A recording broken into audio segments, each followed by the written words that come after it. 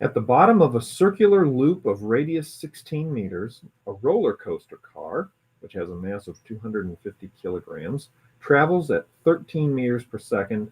Find the force of the track on the car. Let's identify these variables.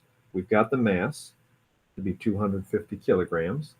There's the radius of our motion, 16 meters, and it says it travels at 13 meters per second. Isn't that a tangential speed? So here's our car, and it's going around. You can see that our car at this instant is accelerating upward, because anything that's traveling in a circular path is always accelerating towards the center of the path. So at that instant, it is accelerating upwards. And we want to find the force of the track on the car. Let's draw a free body diagram of this roller coaster car. So there's the car right there. And that car has a weight of m times g. We learned this when we were talking about Newton's laws.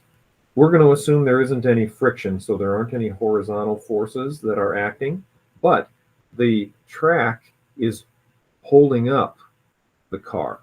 In other words, the force from the track is pointing up like that. Now, we might think that the force from the track is equal to the weight, but look at the picture in the upper right corner. The acceleration of this part is towards the center. And if it's accelerating towards the center, then look on the left side of the screen, the net force must also point in that direction. So the force from the track has to be bigger than mg. It can't be equal. If it were equal, this car would not be accelerating towards the center of the circle, but it is accelerating towards the center of the circle. That's how we know that this force from the track must be a bigger amount than mg. So let's use Newton's second law. What is it? The net force is equal to the mass times the acceleration.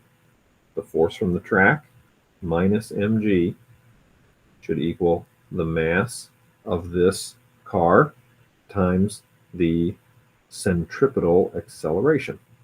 Centripetal acceleration, we said, was equal to the tangential speed squared divided by r.